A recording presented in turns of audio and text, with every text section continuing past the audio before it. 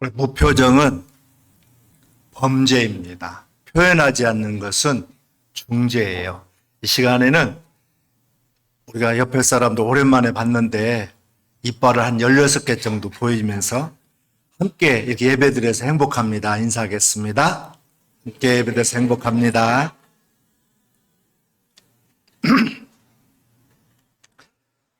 어느 남편이 냉장고 문을 한참 서 있다가 아내에게 물었어요. 여보, 김치가 어디 있어? 아무리 찾아도 없네. 그러면 아내가 뒤에서 조용히 다가와서 손가락으로 바로 앞을 가리키죠. 당신 앞에 있는 이 김치는 보석인가요? 우리는 보지 못할 때가 있어요. 육신에는 뜨고 있지만 마음의 문이 닫혀 있기 때문에 그렇습니다.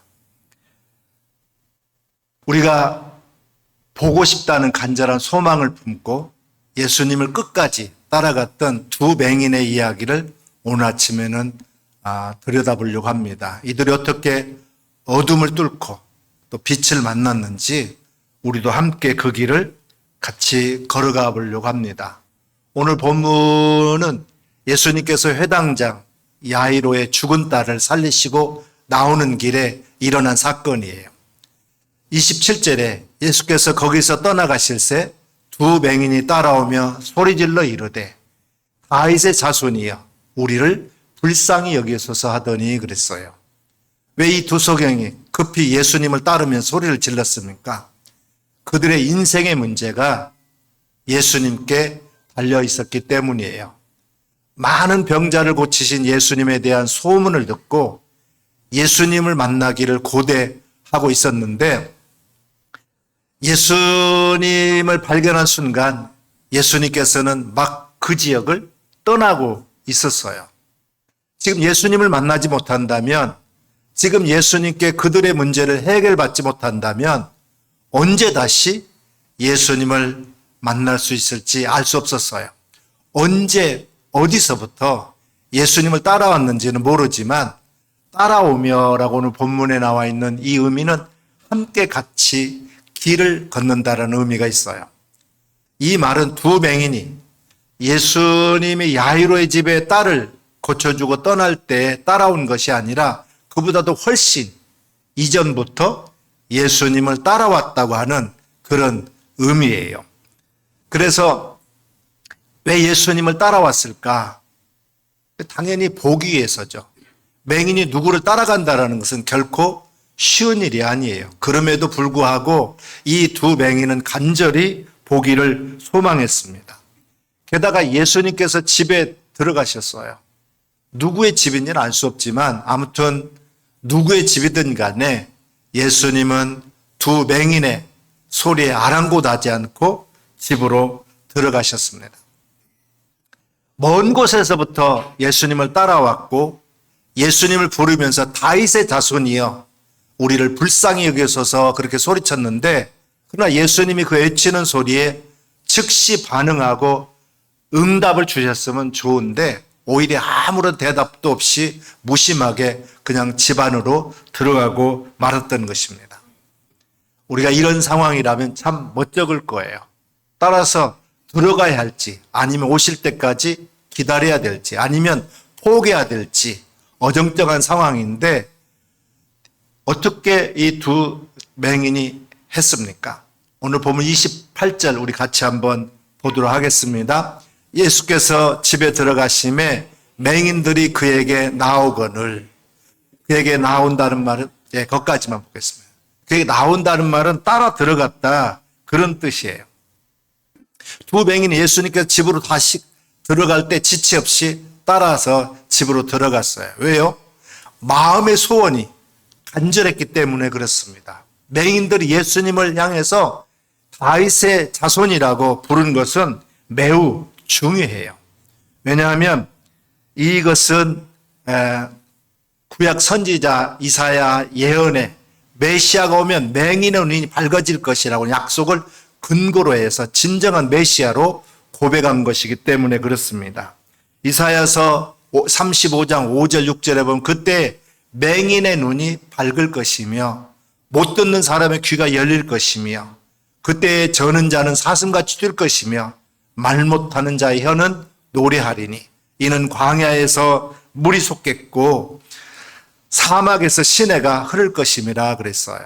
이 두 증인은 소원을 포기하지 않음과 동시에 예수님에 대한 믿음을 가졌어요. 두 맹인이 예수님을 따라온 이유가 무엇입니까? 예수님이 메시아 되심을 믿었기 때문에 그래요. 장차 메시아가 오면 맹인의 눈이 밝아질 것이라고 하는 분명한 사실을 그들은 믿었기 때문에 그렇습니다. 먼저 우리는 포기하지 않는 이런 간절함이 기적의 시작이라는 걸 깨달아야 됩니다. 두 맹인은 예수님께서 길을 떠나실 때부터 큰 소리로 부르짖으면서 따라왔어요. 여러분, 보이지 않는 이들이 누군가에게 따라간다는 것이 얼마나 힘들겠습니까? 넘어지기도 하고 부딪히기도 하면서 그들은 멈추지 않고 예수님을 따라갔어요. 예수님이 집 안으로 들어가시자 그 안까지 따라 들어가셨다는 거예요. 우리의 소원이 무엇입니까? 그 소원을 우리가 잘 쓰는 용어로 비전이라고도 할 수 있고 또 하나님께 주신 사명이라고도 할 수 있고 혹은 하나님께서 응답해 주셔야 할 기도 제목이라고 해도 좋습니다. 꿈이라고 해도 좋아요. 그것이 소원이든 비전이든 사명이든 응답해 주실 기도든 꿈이든 우리가 해야 할 가장 첫 번째 모습은 포기하지 않는 거예요. 이것은 우리에게 소중한 교훈을 줍니다. 믿음이라는 것은 끝까지 포기하지 않는 인내를 말아요. 하나님께 주신 비전과 꿈이 있다면 당장 응답이 보이지 않더라도 끝까지 매달려야 됩니다. 그것이 악을 행하는 것이나 또 남에게 해를 입히는 것이거나 죄를 짓는 행위가 아니라면 하나님께서 우리에게 주신 비전과 사명과 꿈과 응답하실 기도의 내용이라고 한다면 우리가 포기하지 않아야 돼요.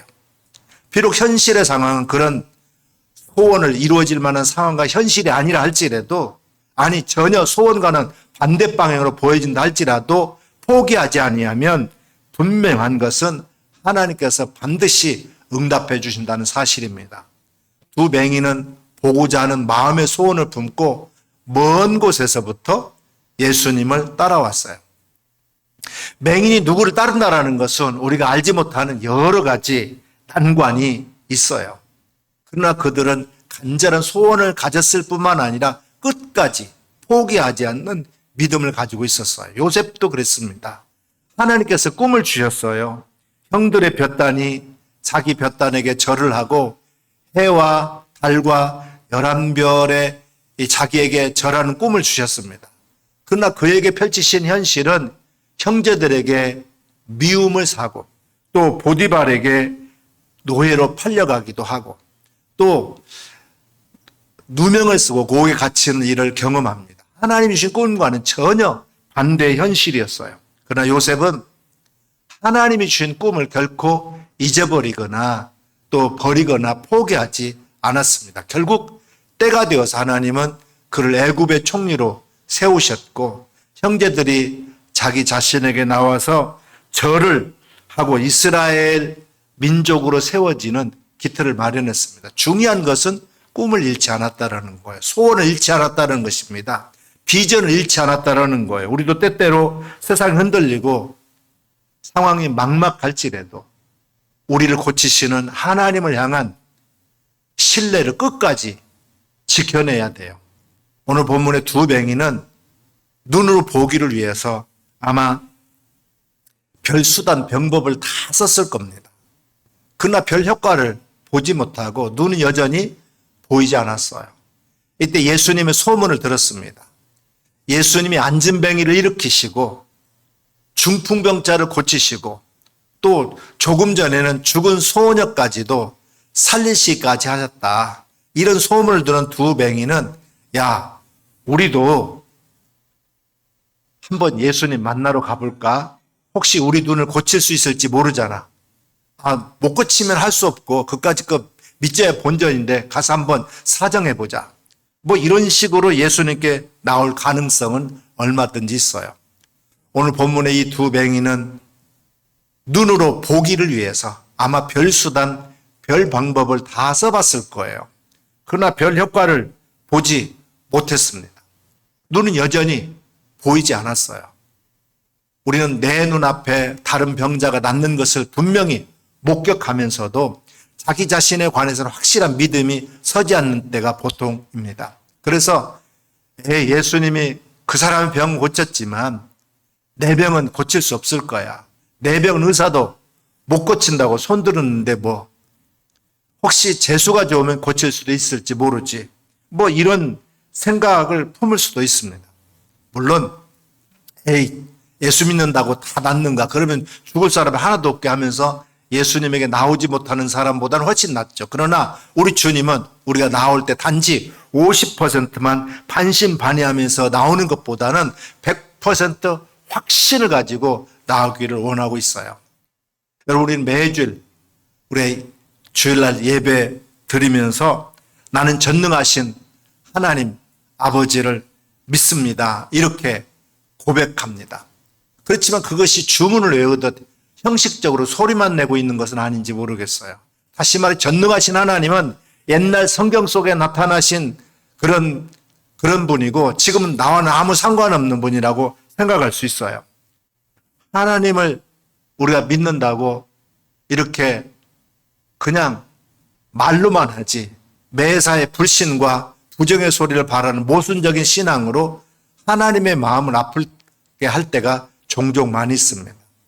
이에 대해서 히브리서 11장 6절에 이렇게 말씀하고 있어요.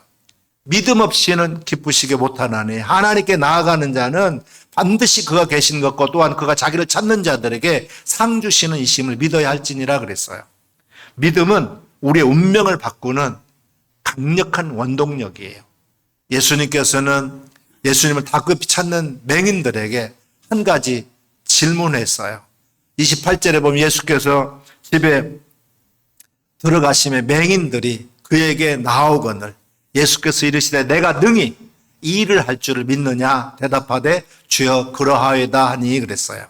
그리고 여러분 예수님의 무릎에 스스로 한번 우리도 대답을 해보시기를 바랍니다. 내가 능히 이 일을 할 줄을 믿느냐 이렇게 물을 때 많은 사람들이 주여 믿습니다 이렇게 입으로는 대답을 잘하지만 현실과 행동에 있어서는 그렇지 못한 경우가 많이 있습니다. 그래서 또 우울해하고 또 부정과 불신의 모습으로 돌아가는 모습들을 많이 보게 됩니다. 그 이유는 이제 주님을 지적으로는 인정을 하지만 실제로는 아직 의심이 남아있기 때문에 그렇습니다. 우리나라의 그 남사당패의 줄타기 광대가 있었어요.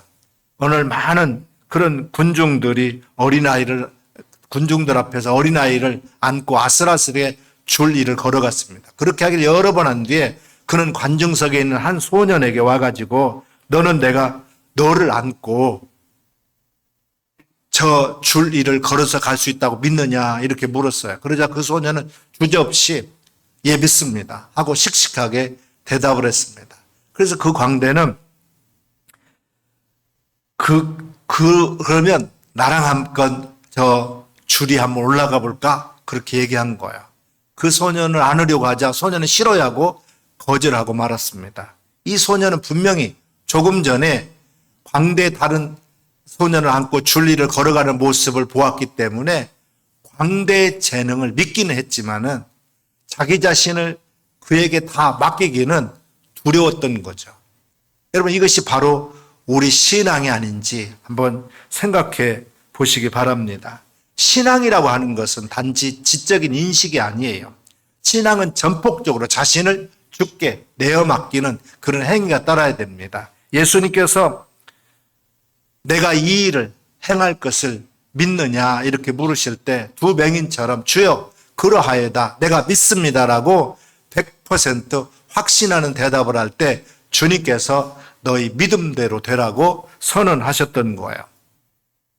그 결과 오늘 본문 29절 30절에 보게 되면 이에 예수께서 그들의 눈을 만지사 이르시되 너희 믿음대로 되라 하시니 그들의 눈이 밝아진지라 그랬어요. 두 맹인이 이렇게 믿음을 통해서 마음의 소원대로 보게 된 기적이 일어났습니다. 그 두 사람은 어떤 믿음을 가지고 있었을까요? 그들의 믿음의 결과는 어떻게 되었을까요? 즉시 그들의 눈이 밝아졌다 그랬어요. 우리 예수님을 믿습니다. 두 맹인처럼 예수님을 간절히 찾는 이유가 내 인생의 모든 문제를 주께서 해결해 주실 걸 믿기 때문에 그렇습니다. 예수님께서 지금 나에게 내 믿음대로 되라 그렇게 말씀하셨습니다. 때로 고난이라는 표현을 쓸 만큼 괴롭기도 하지만 내 사랑하는 하나님을 향한 믿음, 예수님을 향한 믿음이 흔들리지 않는다면 분명 좋은 때 소원대로, 꿈대로, 또 비전대로 다 이루어 주실 줄 믿습니다. 마가복음 11장 23절 24절에 보면 내가 진실로 너희에게 이르노니 누구든지 이 산들을 들려 바다에 던져지라 하며 그 말하는 것이 이룰 줄 믿고 마음에 의심하지 아니하면 그대로 되리라. 그러므로 내가 너희에게 말하노니 무엇이든지 기도하고 구하는 것을 받은 줄로 믿어라. 그리하면 너희에게 그대로 되리라 그랬어요. 빌립보서 2장 13절에도 보면 너희 안에 행하시는 이는 하나님이시니 자기 기쁘신 뜻을 위하여 너희에게 소원을 두고 행하시나니 그랬어요. 아브라함도 그랬습니다. 아들에 대한 그의 소원은 현실 속에서는 전혀 이루어질 만한 것이 아니었어요. 아니, 오히려 100세가 가까울수록 더욱더 암울했습니다. 그래서 자신의 방법대로 애써보기도 했어요. 그것 때문에 침묵의 시간을 보내야만 하기도 했지만 그 와중에도 아브라함은 바랄 수 없는 중에 바라고 믿었어요. 하나님에 대한 믿음만큼은 그가 흔들리지 않았습니다. 결국 때가 되었을 때 하나님은 아브라함의 소원, 아브라함의 꿈, 아브라함의 비전, 아브라함의 그 기도에 대한 응답이 있었던 거예요. 아브라함이 100세가 되던 때에 이삭을 주셨습니다. 아무리 어렵고 힘들어도 혹은 우리의 소원과 꿈이 멀어져 보여도 결코 잊지 말아야 할 것은 하나님에 대한 믿음, 예수님에 대한 신뢰입니다. 그러면 분명 가장 좋은 때 하나님께서 믿음대로 되는 역사를 우리에게 반드시 이루어 주실 줄 믿습니다. 하나님께 대한 철저한 믿음을 둔 사람이 있어요. 바로 여호수아와 갈렙입니다. 가나안 땅을 점령하기 위해서 12명의 정탐꾼을 보냈는데 그들이 돌아와서 이스라엘 백성들에게 보고를 합니다. 10명의 정탐꾼들은 가나안 땅을 보고 돌아와서 그 땅에 거인 같은 아낙 자손들이 살고 있어서 도저히 들어갈 수 없다고 보고를 하면서 차라리 우리가 애굽으로 돌아가자고 백성들을 선동했어요. 그 말을 들었던 백성들은 모세와 또 모세를 향해서 원망을 하고 불평을 쏟아내고 통곡을 합니다. 이것이 10명의 정탐꾼들의 믿음이었고 또 이스라엘 백성들의 믿음이었습니다. 그들의 삶은 그 믿음대로 되고 말았어요. 아무도 그렇게 불평하고 원망했던 사람들은 가나안 땅에 들어가지 못하고 가나안 땅을 밟지 못하고 광야에서 다 죽었어요. 하지만 믿음의 사람 여호수아와 갈렙만은 불리한 상황과 환경보다도 하나님을 믿었습니다. 여호수아 갈렙의 믿음은 어떤 것이었습니까? 민수기 14장 8절에 보니까 여호와께서 우리를 기뻐하시면 우리를 그 땅으로 인도하여 들이시고 그 땅을 우리에게 주시되 이는 과연 젖과 꿀이 흐르는 땅이니라 그랬어요. 다른 사람들은 환경 곧 거인 같은 적에 대해서 이제 원망하고 불평했지만 여호수아와 갈렙은 우리를 하나님이 기뻐하시면 그 땅으로 인도해서 젖과 꿀이 흐르는 땅을 주실 것을 확신했고 그 젖과 꿀이 흐르는 땅에 지금 살고 있는 가나안 백성들은 우리의 먹이라고 우리의 밥이라고 그렇게 말씀했습니다. 여호수아 갈렙만이 이러한 믿음을 가졌고 이스라엘 백성은 아무도 이 믿음에 동의하지 않았던 것입니다. 여호수아 갈렙에게 그 믿음대로 삶이 펼쳐졌어요. 출애굽 1세대 중 여호수아 갈렙만이 그 믿음대로 가나안 땅에 들어갈 수 있게 되었던 것입니다. 어느 부잣집 머슴 이야기예요. 주인은 섣달 금음날은 1년간 일하고 난 다음에 이제 머슴들에게 1년 세경을 그는 주는 날이에요. 주인은 섣달 금음날 밤에 머슴들에게 새끼를 아주 가늘고 정성스럽게 꼬라고 지시했습니다. 어떤 머슴은 섣달 금음날까지 일을 시킨다고 불평하면서 대충 꼬거나 굵게 꼬고 자버렸지만은 성실한 머슴 한 명은 밤새 정성을 다해서 가늘고 긴 새끼줄을 만들었어요. 다음날 아침에 주인은 머슴들을 불렀습니다. 그리고 지난해 새경은 너희들이 어제 저녁에 너희 자신들이 꼰 새끼줄에다가 이 엽전을 가져갈 만큼 가져가라고 방 가운데다가 엽전을 한 푸대 갖다 놓았습니다. 가늘고 긴 줄을 준비한 머슴만이 이 엄청난 보물을 가져갈 수 있었던 거예요. 여러분, 하나님의 은혜는 무한합니다. 하지만 그 은혜를 담는 것은 우리의 믿음의 새끼줄이 있어야 돼요. 여러분, 지금 여러분의 믿음의 그릇을 잘 준비하고 있습니까? 마지막으로 우리는 영적 눈을 떠서 천국을 바라보는 삶을 살아야 됩니다. 두 뱅이는 육신의 눈을 떴을 뿐만 아니라 영적인 눈을 떠서 예수님을 메시아로 보게 되었던 거예요. 세상 사람들은 맹인이 이제 된 것에 대해서 환경탑 팔자도수로 돌렸지만 그들은 예수님 안에서 새로운 인생을 얻을 수 있었습니다. 우리는 가끔 스스로 자신을 메뚜기처럼 작게 여기는 그런 부정적인 믿음에 갇혔습니다. 이스라엘 정탐꾼들처럼 우리는 안 돼. 저들은 거인이야. 그들에 비하면 우리는 메뚜기야. 이렇게 말하는 순간 우리는 스스로 감옥에 갇히게 되는 것입니다. 하지만 여호수아 갈렙처럼 하나님이 함께 하시면 광야는 젖과 꿀이는 그런 땅이 될 줄로 믿습니다. 결국 보게 된 두 맹인이 본 후에 행동이 어떻게 됐습니까? 그들이 나가서 예수의 소문을 온 땅에 퍼뜨렸다 그랬어요. 소원에 대한 포기 없이 예수님을 따르며 예수님에 대한 분명한 확신으로 믿음을 가질 때 결국 두 맹인은 이렇게 보게 되었던 것입니다. 나면서부터 맹인이었는지 아니면 중도의 맹인이 되었는지는 알 수 없지만은 그런 소원대로 믿음으로 통해서 보게 된 거예요. 역사의 이런 믿음대로 되는 이 역사가 무엇이냐면 우리 예수님을 전하는 거였습니다. 비록 예수님께서 당시 시대적인 상황 때문에 엄히 경고하면서 삼가 아무에게도 이 사실을 알리지 말라 그렇게 부탁했지만 두 맹인은 자기들이 평생에 이렇게 눈을 보지 못하다가 눈 뜬 이 사건을 그냥 입 딱 다물고 있기는 너무나 아까운 이야기잖아요. 그래서 열심히 그들은 예수님의 소문을 온 땅에 퍼뜨렸습니다. 이것이 우리가 가진 소원의 이유예요. 우리가 가진 비전과 꿈이 응답되어야 할 기도 제목입니다. 바로 예수님의 이름을 전하는 거예요. 우리 초대교회 우리나라 초대교회 선교사 중에 페닉이라고 하는 선교사가 있었습니다. 원산 번역이라고 불리는 신약 성경을 번역하신 분인데 어느 자신이 가르쳤던 제자들을 모아놓고 이런 시험을 했어요.